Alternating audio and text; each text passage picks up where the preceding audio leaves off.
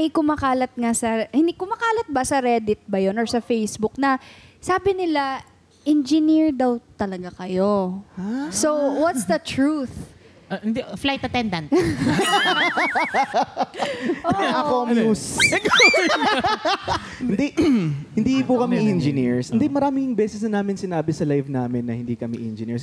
Yung iba nga naghihingi pa ng advice para mag-take ng entrance exam. Exam, anong advice? Ha? Oo, yung mga ganun. Ibigay kong exam di itong advice. Wala. Oo, sabi namin hindi po kami engineers. Marketing kami. Right. Siguro dahil naka-vest kami tsaka hard hat, yun naman kasi yung, yung protocol pagdating sa site. Kailangan naka-hard hat tsaka Safety naka-vest. first. Safety first. Okay. So, marketing talaga kami para sa kaalaman ng lahat. Marketing associate talaga kami. That was before. How strategic are you sa mga content nyo since nasa marketing kayo? How do you do things?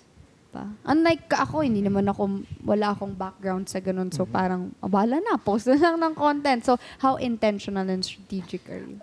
Actually, since nanggaling kami sa marketing, pag gumagawa kasi kami ng content, inaalam na namin yung demographics. Yung audience namin, kung anong age nagre-range, kung ilang percent yung nanonood kung male or female, ganun, doon namin binabase. Hindi yung basta-basta ka lang na post ng content. Pero may mga times na hindi nagiging mabenta yung contents, hindi naman palaging araw-araw panalo ganun.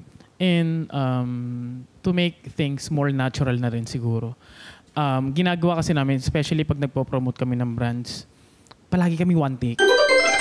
Kasi sa one take na yun, ayun yung genuine reaction ng isa't isa. Yun yung secret. Ayun yung secret namin dalawa na hindi na kami nag-second take. Kasi pag tumawa na kami sa una, napaka-legit niyan. Parang kaya minsan, kunyari, meron kami ito yung brand na ipapromote natin. Let's say, for example, si Shakey's, ganyan.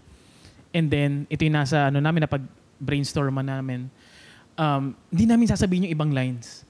Naku lang sasabihin, parang gusto ko matawa ako. Surprise me, Surprise. Ganun. Kaya pag sasanggang dikit, ganyan kami, parang huwag nasabihin na. Kaya pag tawa kami ng tawa kasi biglaan lahat. Mag-ano kami yan. Kunwari, may eksena namin si Tita Nova. Sabihin ko sa akin, bubulong na ako. Para bigyan mo ako ng may babato kong nakakatawagan to ganyan. O sige, surprise mo ako. Yan, ganun kami. Yes.